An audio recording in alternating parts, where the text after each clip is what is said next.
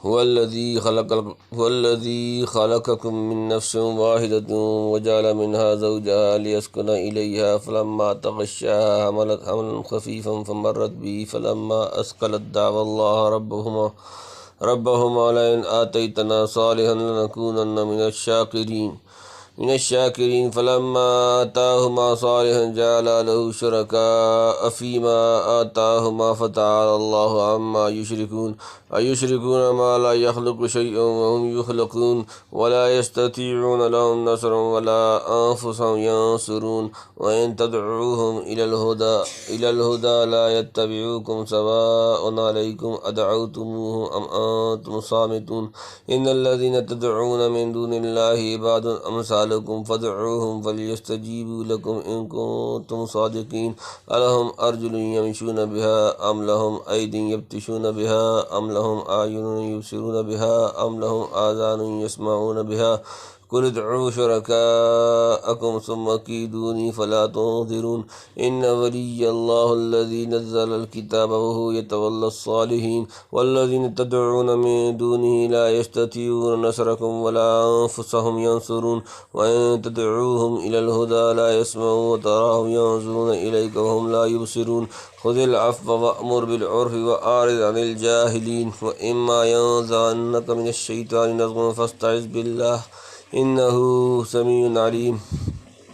إن الذين اتقوا إذا مسهم طائف من الشيطان تذكروا فإذا هم مبصرون وإخوانهم يمدونهم في الغي ثم لا يكسرون وإذا لم تأتهم بآية قالوا لولا اجتبيتها قل إنما أتبع ما يوحى إلي من ربي هذا بصائر من ربكم وهدى ورحمة لقوم يؤمنون وإذا قرئ القرآن فاستمعوا له وأنصتوا لعلكم ترحمون واذكر ربك في نفسك تضرعا وخيفة ودون الجهر من القول بالغدو والآصال ولا تكن من الغافلين إن الذين عند ربك لا يستكبرون عن عبادته ويسبحونه وله يسجدون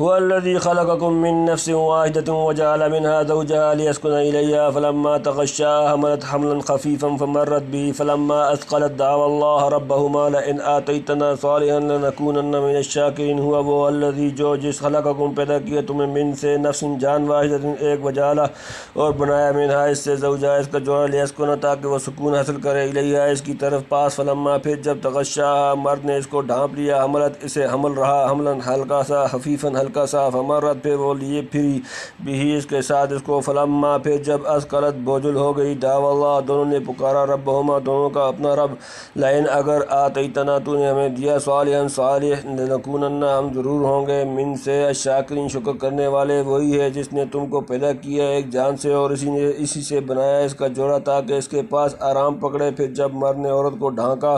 حمل رہا ہلکا سا حمل تو چلتی پھرتی رہی اس کے ساتھ پھر جب بوجھل ہو گئی تو دونوں نے پکارا اللہ اپنے رب کو کہ اگر تو ہم کو بخشے چنگا بھلا تو ہم تیرا شکر کریں فلما آتاهما صالحا جعل له شركاء فيما آتاهما فتعالى الله عما يشركون فلما پھر جب آتاهما اس نے دیا انہیں صالحا صالح بچہ جعل ان دونوں نے ٹھہرائے لہو اس کے شرکاء شریک فیما اس میں جو آتاهما انہیں دیا فتعالى سو برتر اللہ عما اس سے جو یشرکون وہ شریک کرتے ہیں پھر جب ان کو دیا چنگا بھلا تو بنانے لگے اس کے لیے شریک اس کی بخشی ہوئی چیز میں سو اللہ برتر ہے ان کے شریک بنانے سے خدا نے سب انسانوں کو آدم سے پیدا کیا آدم کے انس اور سکون و قرار حاصل کرنے کے لیے اسی کے اندر اس کا جوڑا ہوا بنایا پھر دونوں سے نسل چلی جب مرد نے عورت سے فطری خواہش پوری کی تو عورت حاملہ ہوئی حمل کے ابتدائی حالت میں کوئی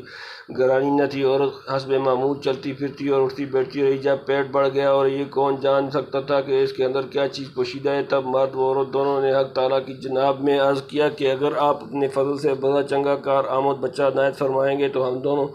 بلکہ ہماری نسل بھی تیرا شکر ادا کرتی رہے گی۔ خدا نے جب ان کی یہ تمنا پوری کر دی تو ہماری دی ہوئی چیز میں اوروں کے حصے لگانے شروع کر دیے۔ مثلاً کسی نے عقیدہ جما لیا کہ یہ اولاد فلاں زندہ یا مردہ مخلوق نے ہم کو دی ہے، کسی نے اس عقیدے سے نہیں تو عملاً اس کی نظر و نیاز شروع کر دی، یا بچے کی پیشانی اس کے سامنے ٹیک دی، یا بچے کا نام ایسا رکھا جس سے شرک کا اظہار ہوتا ہے، مثلاً عبد العزیٰ یا عبد الشمس وغیرہ۔ غرض جو حق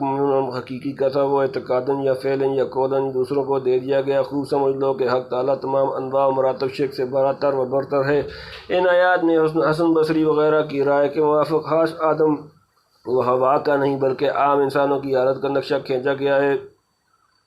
بے شک ابتدا هو الذی خلقکم من نفس واحدۃ وجعل منها زوجها لیسکن الیہا، سورۃ نمبر 7 سورۃ الاعراف آیت نمبر 179 میں بطور تمہید آدم و حوا کا ذکر تھا، مگر اس کے بعد مطلق مرد و عورت کے ذکر کی طرف منتقل ہو گئے، اور ایسا بہت جگہ ہوتا ہے کہ شخص کے ذکر سے جنس کے ذکر کی طرف منتقل ہو جاتے ہیں، جیسے وَلَقَدْ زَيَّنَّا السَّمَاءَ الدُّنْيَا بِمَصَابِيحَ وَجَعَلْنَاهَا رُجُومًا لِلشَّيَاطِينِ، سورۃ نمبر 67 سورۃ الملک آیت نمبر 5۔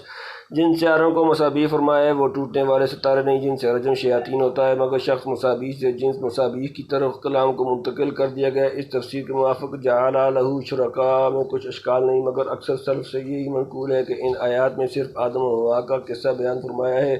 کہتے ہیں کہ ابلیس ایک نیک مخلوق کی صورت میں حوا کے پاس آیا اور فریب دے کر ان سے وعدہ لے لیا کہ اگر لڑکا پیدا ہوا تو اس کا نام عبدالحارث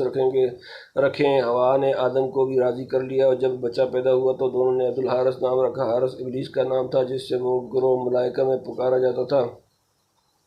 ظاہر ہے کہ اسماء اعلام میں لغوی معنی معتبر نہیں ہوتے، اور ہوں بھی تو عبد کی اضافت حارث کی طرف اس کو مستلزم نہیں کہ حارث کو معاذ اللہ معبود سمجھ لیا جائے۔ ایک مہمان نواز آدمی کو عرب عبدالضیف کہہ دیتے ہیں، یعنی مہمان کا غلام۔ اس کا یہ مطلب ہرگز نہیں ہوتا کہ گویا میزبان مہمان کی پوجا کرتا ہے۔ بس اگر عبدالحارث نام رکھنے کا یہ واقعہ صحیح ہے تو نہیں کہا جا سکتا کہ آدم علیہ السلام نے معاذ اللہ حقیقتاً شرک کا ارتکاب کیا جو انبیاء کی شان کے منافی ہے۔ ہاں، بچے کا ایسا غیر موزوں نام رکھنا جس سے بظاہر شرک کی بو آتی اور نبی معصوم کی شان رفیع اور جذبہ توحید کی مناسب نہ تھا۔ قرآن کریم کی عادت ہے کہ انبیاء مقربین کی چھوٹی سی لغزش اور ادنیٰ ترین ذلت کو حسنات الابرار سیئات المقربین کے قاعدوں کے مطابق اکثر سخت عنوان سے تعبیر کرتا ہے، جیسے یونس علیہ السلام کے قصے میں فرمایا فَظَنَّ أَن لَّن نَّقْدِرَ عَلَيْهِ، فرمایا اِذَا اسْتَسْقَىٰ وَظَنُّوا أَنَّهُمْ قَدْ كَذِبُوا، سورۃ نمبر 12 سورہ یوسف آیت نمبر 110۔ اعلیٰ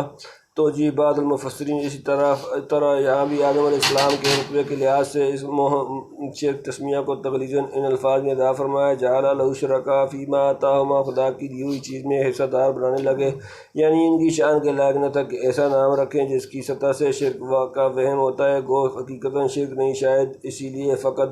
اشرکا وغیرہ مختصر عبارت چھوڑ کر یہ طویل عنوان جعل لہ شرکاء فیما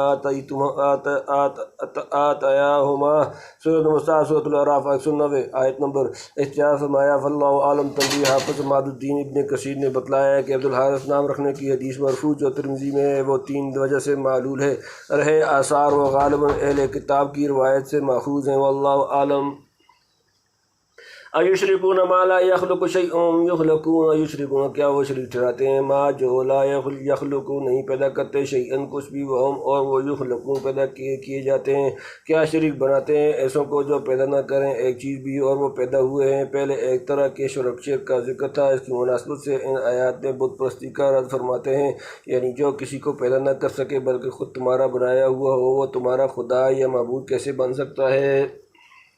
وَلَا يَسْتَطِيعُونَ لَهُمْ نَصْرًا وَلَا أَنفُسَهُمْ يَنصُرُونَ، وَلَا يَسْتَطِيعُونَ وہ قدرت نہیں رکھتے لَهُمْ ان کی نصرًا مدد، وَلَا اور نہ أَنفُسَهُمْ خود اپنی ینصرون مدد کرتے ہیں اور نہیں کر سکتے ان کی مدد اور نہ اپنی مدد کریں۔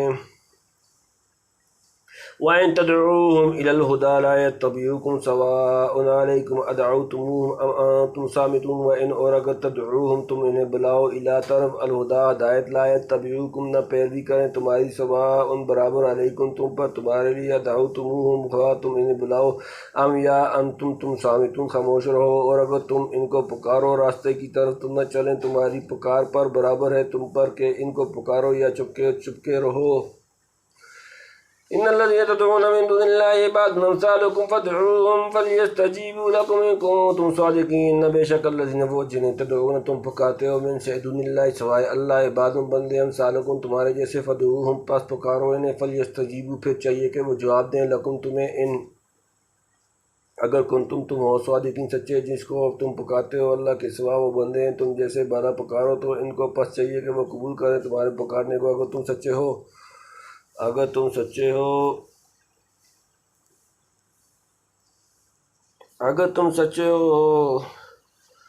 أَلَهُمْ أَرْجُلٌ يَمْشُونَ بِهَا أَمْ لَهُمْ أَيْدٍ يَبْطِشُونَ بِهَا أَمْ لَهُمْ أَعْيُنٌ يُبْصِرُونَ بِهَا أَمْ لَهُمْ آذَانٌ يَسْمَعُونَ بِهَا قُلِ ادْعُوا شُرَكَاءَكُمْ ثُمَّ كِيدُونِ فَلَا تُنظِرُونَ أَلَهُمْ کیا ان کے ارجلن پاؤں جمع یمشون وہ چلتے ہیں بیا ان سے ام یا لہم ان کے ایدن یا ہاتھ یبطشون وہ پکڑتے ہیں بیا ان سے ام یا لہم ان کی آیون آنکھیں یبصرون دیکھتے ہیں بیا ان سے ام لہم یا ان کی آذان کان ہیں یسمعون سنتے ہیں بیا ان سے کل کہتے ہیں ادعو پکارو شرکاکم اپنے شریک ثم پھر کیدون مجھ پر ڈالو داؤ چلو فلا تنظرون پس نہ دو مجھے مولود کیا یہ پاؤں ہیں جن سے چلتے ہیں یا ان کے ہاتھ ہیں جن سے پکڑتے ہیں یا ان کی آنکھیں جن سے دیکھتے ہیں یا ان کے کان ہیں جن سے سنتے ہیں تو کہہ دے کہ پکارو اپنے شریکوں کو پھر برائی کرو میرے حق میں اور مجھ کو ڈھیل نہ دو جن بتوں کو تم نے معبود ٹھہرایا اور خدائی کا حق دیا تو تمہارے کام تو کیا آتے خود اپنی حفاظت پر بھی قادر نہیں اور باوجود مخلوق ہونے کے ان کمالات سے محروم ہیں جن سے کسی مخلوق کو دوسری پر تفویض و امتیاز حاصل ہو سکتا ہے گو ان کی ظاہریات پاؤں آنکھ کان سب کچھ تم بناتے ہو لیکن ان نظام وہ قوتیں نہیں جن سے انہیں ادا کہا جا سکتا ہے نہ تمہارے پکارنے پر مصنوعی پاؤں سے چل کر آ سکتے ہیں نہ ہاتھوں سے کوئی چیز پکڑ سکتے ہیں نہ آنکھوں سے دیکھ سکتے ہیں نہ کانوں سے کوئی بات سنتے ہیں اگر پکارتے تمہارا گلا پھٹ جائے گا تب بھی وہ تمہاری آواز سننے والے اور اس پر چلنے والے یا اس کا جواب دینے والے نہیں تم ان کے سامنے چلاؤ یا خاموش رہو دونوں حالتیں یکساں ہیں نہ اس سے فائدہ نہ اس سے نفع تعجب ہے کہ جو چیزیں مخلوق ہونے میں تم ہی جیسی عاجز و درماندہ بلکہ وجود و کمالات وجود میں تم سے بھی گزری ہوں انہیں خدا بنا لیا جائے اور جو اس کا رد کرے اسے نقصان پہنچانے کی دھمکیاں دی جائیں چنانچہ مشرکین مکہ نبی کریم صلی اللہ علیہ وسلم کو کہتے تھے کہ آپ ہمارے بتوں کی بے ادبی کرنا چھوڑ دیں ورنہ نہ معلوم ہو کہ آفت تم پر نازل کر دیں وہ یخوفونک بالذین من دونہ سورۃ نمبر 39 سورۃ الزمر آیت نمبر 36 اس کا جواب قل ادعوا شرکاکم الہ سے دیا یعنی تم اپنے سب شرکاء کو پکارو میرے خلاف اپنے سب منصوبے اور تدبیریں پوری کر لو پھر مجھ کو ایک منٹ کی مہلت بھی نہ دو دیکھو تم میرا کیا بگاڑ سکو گے ان ولی اللہ الذی نزل الکتاب وهو يتولى الصالحین ان بے شک ولی میرا کارساز اللہ الذی جس نازل کیا کتاب ہوا اور وہ یتولیٰ حمایت کرتا ہے صالحین نیک بندے میرا حمایتی تو اللہ ہے جس نے اتاری کتاب اور وہ حمایت کرتا ہے نیک بندوں کی یعنی جس نے مجھ پر کتاب نازل کی اور منصب رسالت پر فائز کیا وہی ساری دنیا کے مقابلے میں میری حمایت و حفاظت کرے گا کیونکہ اپنے نیک بندوں کی حفاظت و اعانت وہی کرتا ہے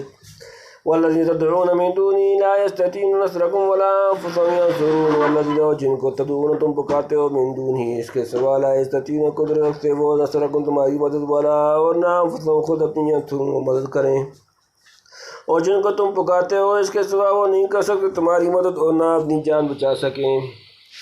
وَإِن تَدْعُوهُمْ إِلَى الْهُدَىٰ لَا يَسْمَعُونَ وَلَوْ تَرَاهُمْ يَنظُرُونَ إِلَيْكَ وَهُمْ لَا يُبْصِرُونَ وَإِنْ اگر تدعوهم تم پکارو انہیں اِلیٰ طرف الہدیٰ ہدایت لا يَسْمَعُونَ نہ سنے وہ اور تراہم تو انہیں دیکھتا ہے ينظرون وہ تکتے ہیں الیک تیری طرف وہم حالانکہ لا يبصرون نہیں دیکھتے ہیں وہ اور اگر تم ان کو پکارو راستے کی طرف تو کچھ نہ سنے اور تو دیکھتا ہے ان کو کہتا تک رہے ہیں تیری طرف اور وہ کچھ نہیں دیکھتے یعنی بظاہر آنکھیں بنی ہوئی ہیں پر ان میں بنائی کہاں خذ العفو وأمر بالعرف وأعرض عن الجاہلین خذ پکڑیں کریں العفو درگزر وأمر اور حکم دیں بالعرف بھلائی کا وأعرض اور منہ پھیر لیں عن سے الجاہلین جاہل جمع عدل کر درگزر کی اور حکم کر لیں کام کرنے کا اور کنارہ کر جاہلوں سے وَإِمَّا يَنزِغَنَّكَ مِنَ الشَّيْطَانِ نَزْغٌ فَاسْتَعِذْ بِاللَّهِ إِنَّهُ سَمِيعٌ عَلِيمٌ وَإِمَّا اور اگر يَنزِغَنَّكَ تجھے بارے من سے شیطان نزغن کوئی چھیڑ فاستعذ تو پناہ میں آ جا باللہ اللہ کی انہو بے شک وہ سمیع سننے والا علیم جاننے والا اور اگر بارے تجھ کو شیطان کی چھیڑ تو پناہ مانگ اللہ سے وہ یہ سننے والا جاننے والا خود لفظ کے معنی کیے گئے ہیں۔ اکثر کا حاصل یہ ہے کہ سخت گیری اور تنخواہی سے پرہیز کیا جائے۔ اسی کو مترجم محقق نے درگزر کی عادت سے تعبیر فرمایا۔ گزشتہ آیات میں بت پرستوں کی جو تحمیق و تجہیل کی گئی تھی، جب بہت ممکن تھا کہ جاہل مشرکین اس پر برہم ہو کر ناشائستہ حرکت کرتے یا برا لفظ زبان سے نکالتے، اس لیے ہدایت فرما دی کہ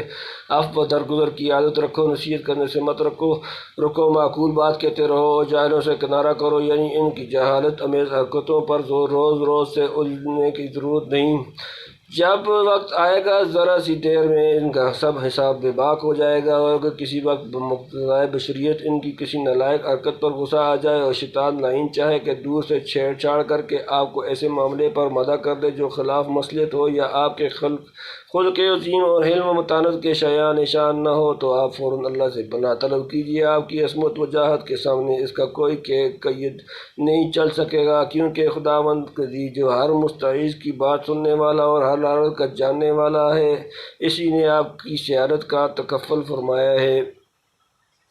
ان الذين اتقوا اذا مسهم طائف من الشيطان تذكروا فاذا هم مبصرون۔ ان بے شک الذين جو لوگ اتقوا ڈرتے ہیں، اذا جب مسهم انہیں چھوتا ہے پہنچتا ہے، طائف کوئی گزرنے والا وسوسہ من سے شیطان تذکروا وہ یاد کرتے ہیں، فاذا تو فوراً ہم وہ مبصرون دیکھ لیتے ہیں، جن کے دل میں ڈر ہے جہاں پڑ گیا ان پر شیطان کا گزر چونک کے پھر اسی وقت ان کو سوجھ آ جاتی ہے۔ وَإِخْوَانُهُمْ يَمُدُّونَهُمْ فِي الْغَيِّ ثُمَّ لَا يُقْصِرُونَ۔ وَإِخْوَانُهُمْ اور ان کے بھائی يَمُدُّونَهُمْ وہ انہیں کھینچتے ہیں، فی میں الغی گمراہی، ثم پھر لا يقصرون وہ کمی نہیں کرتے، اور جو شیطان کے بھائی ہیں وہ ان کو کھینچے چلے جاتے ہیں گمراہی میں، پھر وہ کمی نہیں کرتے۔ پہلے تو تنہا حضور صلی اللہ علیہ وآلہ وسلم کو خطاب تھا، گو حکم استعاذہ میں سب شامل تھے۔ اب عام متقین خدا ترس پرہیزگاروں کا حال بیان فرماتے ہیں، یعنی عام متقین کے حق میں یہ محال نہیں کہ شیطان کا گزر ان کی طرف ہو اور کوئی چرکا لگایا جائے۔ البتہ متقین کی شان یہ ہوتی ہے کہ شیطان کے اغوا سے ممتد غفلت میں نہیں پڑتے، بلکہ ذرا غفلت ہوئی اور خدا کو یاد کر کے چونک پڑے، ٹھوکر لگی اور مان سنبھل گئے، سنبھلتے ہی آنکھیں کھل گئیں، غفلت کا پردہ اٹھ گیا، نیکی بدی کا انجام سامنے نظر آنے لگا اور بہت جلد زیبا کام سے رک گئے۔ باقی غیر متقین جن کے دل میں خدا کا ڈر نہ ہو اور جنہیں شیطان کی برادری کہنا چاہیے، ان کا حال یہ ہے کہ شیاطین ہمیشہ انہیں گمراہی میں کھینچتے چلے جاتے ہیں اور رگیدنے میں ذرا کمی نہیں کرتے۔ ادھر یہ لوگ ان کی اقتداء و پیروی میں کوتاہی نہیں کرتے اور اس طرح ان شیاطین کے غرور و سرکشی کو اور زیادہ بڑھاتے رہتے ہیں۔ بہرحال متقی کی شان یہ ہے کہ جب شیطان دک کرے فوراً خدا سے پناہ مانگے، دیر نہ کرے، ورنہ غفلت میں تمادی ہو کر رجوع اللہ کی توفیق بھی نہ رہے گی۔ وَإِذَا لَمْ تَأْتِهِمْ بِآيَةٍ قَالُوا لَوْلَا اتَّبَعْتَهَا قُلْ إِنَّمَا أَتَّبِعُ مَا يُوحَىٰ إِلَيَّ مِن رَّبِّي هَٰذَا بَصَائِرُ مِن رَّبِّكُمْ وَهُدًى وَرَحْمَةٌ لِّقَوْمٍ يُؤْمِنُونَ۔ وَإِذَا اور جب لم تأتِهِمْ تم نہ لاؤ ان کے پاس بِآيَةٍ کوئی آیت، قالوا کہتے ہیں لولا کیوں نہیں اتبعتها اس سے گھڑ لیا، قل کہہ دیں انما صرف اتبع میں اپنے پیروی کرتا ہوں، ما یوحیٰ جو وحی کی جاتی ہے، الیہ میری طرف، من سے ربی میرا رب، ھذا یہ بصائر سوچ کی باتیں، من سے ربکم تمہارا رب، ھدی اور ہدایت، ورحمۃ اور رحمت لقوم لوگوں کے لیے جو ایمان رکھتے ہیں۔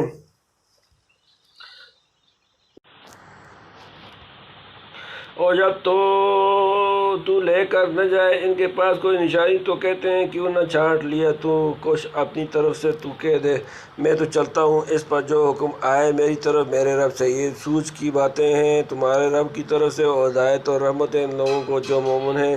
جب کوئی وحی کے آنے میں تاخیر ہوتی تو کفار از راہ تمسخر کہتے تھے کہ اب کوئی آیت کیوں گھڑ کر نہیں لے آتے، آخر سارا قرآن تم نے بنایا ہی ہے، الیاذ باللہ۔ اسی طرح کبھی دک کرنے کے لیے بعض ایسے نشانات معجزات طلب کرتے جن کے دکھلانے کو خدا کی حکمت مقتضی نہ تھی، جب آپ دکھلانے سے انکار کرتے تو کہتے لولا اتبعتها، یعنی اپنے خدا سے کہہ کر ہمارا مانگا ہوا نشان کیوں چھانٹ کر نہ لے آئے۔ دونوں باتوں کے جواب میں فرمایا قل انما اتبع ما یوحیٰ الی من ربی، سورۃ نمبر 7 سورۃ الاعراف آیت نمبر 103، یعنی ان سے کہہ دو کہ نبی کا یہ کام نہیں کہ اپنی طرف سے خدا پر افتراء کرے یا لوگوں کے کہنے سننے پر اقدام کر کے خدا سے وہ چیز مانگے جس کا دینا اس کی حکمت کے منافی ہے یا جس کے طلب کرنے کی اجازت نہیں ہے۔ اس کا وظیفہ صرف یہ ہے کہ جو کچھ خدا وہی بھیجے قبول کرے، اس پر عمل پیرا ہو اور دوسروں کو عمل پیرا ہونے کی دعوت دے۔ باقی آیات تنزیلیہ یا تکوینیہ جو مجھ سے طلب کرتے ہو، تو قرآن سے بڑھ کر کون سی آیات ہوں گی اور اس سے زیادہ عظیم الشان موضوع کون سا ہوگا جو سارے جہاں کے لیے بصیرت افروز حقائق و مواعظ کا خزانہ اور ایمان لانے والوں کے لیے خاص قسم کی ہدایت و رحمت کا ذخیرہ اپنے اندر رکھتا ہے۔ اسی کو تم کب ماننے کے لیے تیار ہوئے جو فرمائشی آیات کو تسلیم کرو گے؟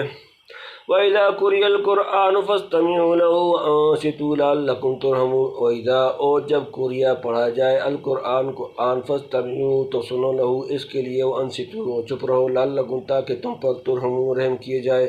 اور جب قرآن پڑھا جائے تو اس کی طرف کان لگائے رہو، چپ رہو تاکہ تم پر رحم ہو۔ جب قرآن ایسی دولت بے بہا اور علم و ہدایت کی کان ہے تو اس کی قرأت کا حق سامعین پر یہ ہے کہ پوری فکر و توجہ سے ادھر کان لگائیں، اس کی ہدایات کو سمع قبول سے سنیں اور ہر قسم کی بات چیت، شور و شغب اور ذکر و فکر چھوڑ کر ادب کے ساتھ خاموش رہیں تاکہ خدا کی رحمت اور مہربانی کے مستحق ہوں۔ اگر کافر اس طرح قرآن سنے تو کیا بعید ہے کہ خدا کی رحمت سے مشرف بے ایمان ہو جائے اور پہلے سے مسلمان ہے تو ولی بن جائے، یا کم از کم اس فعل کے اجر و ثواب سے نوازا جائے۔ اس آیت سے بہت سے علماء نے یہ مسئلہ بھی نکالا ہے کہ نماز میں جب امام قرأت کرے تو مقتدی کو سننا اور خاموش رہنا چاہیے، جیسا کہ ابو موسیٰ اور ابو ہریرہ کی حدیث میں حضور صلی اللہ علیہ وآلہ وسلم نے فرمایا، وَإِذَا قَرَأَ فَأَنصِتُوا جب نماز میں امام قرأت کرے تو چپ رہو۔ یا اس مسئلے کی تفصیل کا مواقع نہیں۔ صحیح مسلم کی شرح میں ہم نے نہایت شرح بسط سے اس کے ما لہ ما علیہ پر بحث کی ہے۔ وَاذْكُرْ رَبَّكَ فِي نَفْسِكَ تَضَرُّعًا وَخِيفَةً وَدُونَ الْجَهْرِ مِنَ الْقَوْلِ بِالْغُدُوِّ وَالْآصَالِ وَلَا تَكُن مِّنَ الْغَافِلِينَ۔ وَاذْكُرْ اور یاد کرو ربک اپنا رب، فی میں نفسی کا اپنا دل، تضرعاً عاجزی سے، وخیفتاً اور ڈرتے رہو، ودون اور بغیر، الجہر بلند، من سے، القول آواز، بالغدو صبح، والآصال اور شام، ولا تکن اور نہ ہو، من سے، غافلین بے خبر، جمع اور یاد کرتا رہے اپنے رب کو اپنے دل میں گڑگڑاتا ہوا اور ڈرتا ہوا، اور ایسی آواز سے جو کہ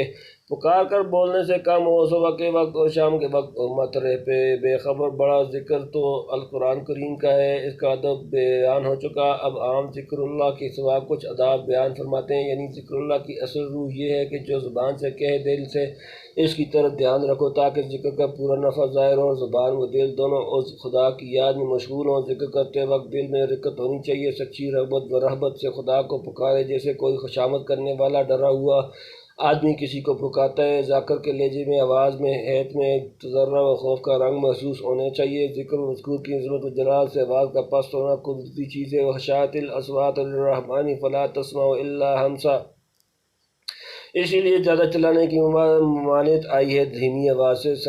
سرًا یا جہراً خدا کا ذکر کرے تو خدا اس کا ذکر کرے گا، پھر اس سے زیادہ عاشق کی خوش بختی اور کیا ہو سکتی ہے۔ إِنَّ الَّذِينَ